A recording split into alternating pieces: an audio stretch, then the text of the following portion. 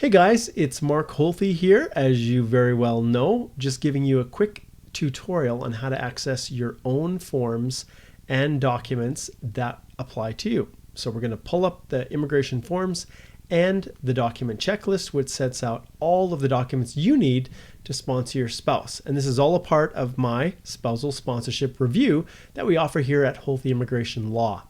All right, I'm going to shift over here and share my screen. This is where you should be taken with the link that you will have found in the email instructions that you received.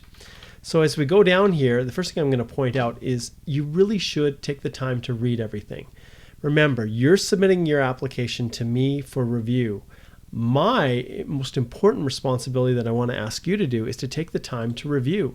Educate yourself, understand what it is exactly that you need, and then once you're going through the process, if you get stuck, that's where I fit in. And the last review is going to be awesome because in that stage, we're going to go through all the forms, all the documents, and we're going to set you up so that when you submit your application, it's going to go through. All right, so you can see here on this page, it says get ready to apply.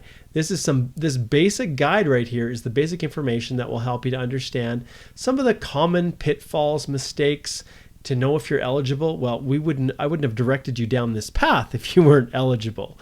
So this is where you get your own checklist forms and instructions, and they vary slightly depending upon what country the applicant, in other words, the person that's being sponsored, what country they reside in, and as well as their citizenships. So who are you sponsoring? Right here, you're going to select my spouse because that is the nature of the application that we're doing here today.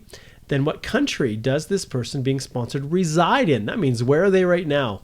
So we'll say right now they're in Canada with you. And we select Canada. Then it says, do you need to submit documents issued by another country? Well, yes. They're probably not, well, obviously not a Canadian citizen because that's why you are sponsoring them. So they're a citizen of another country. So they'll have a passport, a birth certificate from another country. Maybe you got married abroad. At any rate, whatever document you need, you're going to indicate what the country is. So if it's a passport, we'll go with a common one, which is the United States.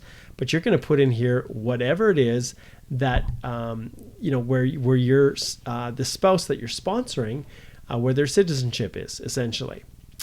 All right. And then once you've got this highlighted here, then you're going to get checklist and forms right here.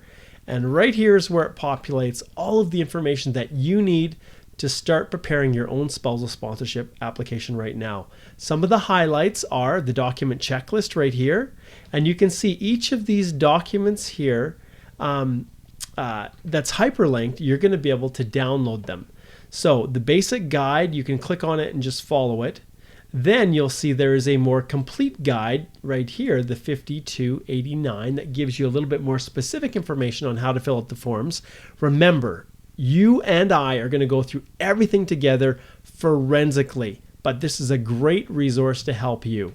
Then this is where everything is contained with respect to the documents that you need to complete. So you're going to click on this document checklist. So if I click on this here, you will see that it opens up this strange page. And you're wondering, why didn't it open? Well, for whatever reason, these Adobe documents don't open very well in your web browser. Sometimes it works. For Chrome, it doesn't. So what I have to do is actually download it. So up here in my top right corner, I've got a little download arrow right here. You will have a different location depending upon the browser that you use.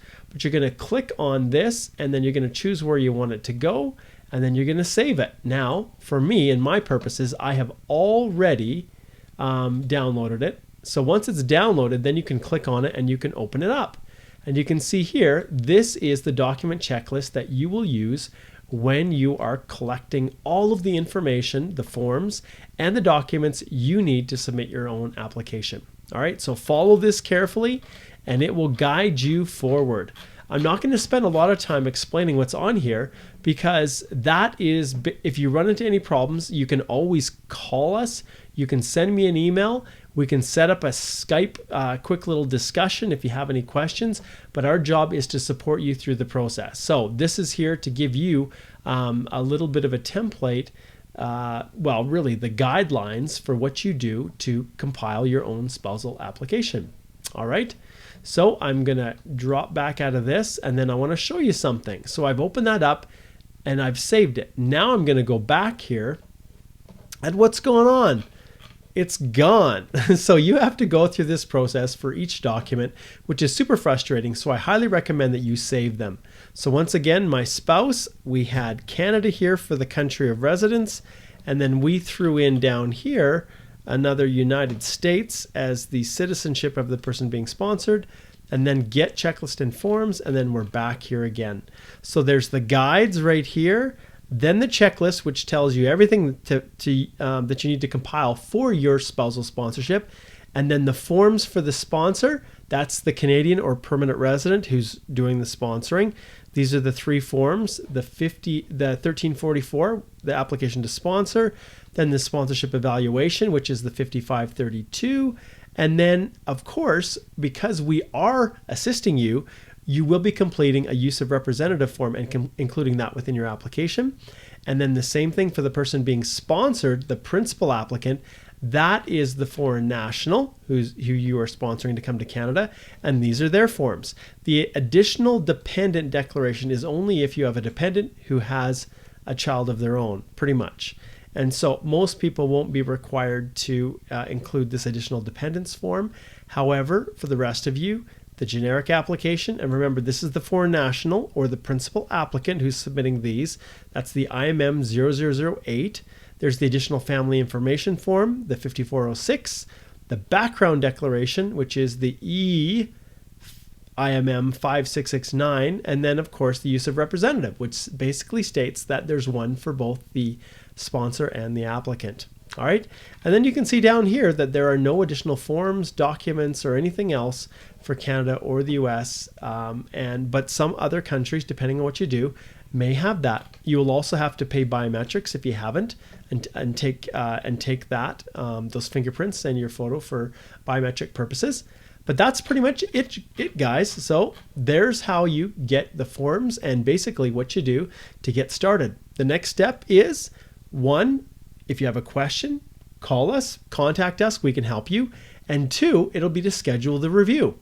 So let us know when you've got it all together, and we are super excited to connect with you to review your spousal sponsorship application with you before you submit it on your own. All right, take care. Mark Holthe here, Canadian immigration lawyer, founder of Holthe Immigration Law and all kinds of things like the Canadian Immigration Institute, the Canadian Immigration Podcast.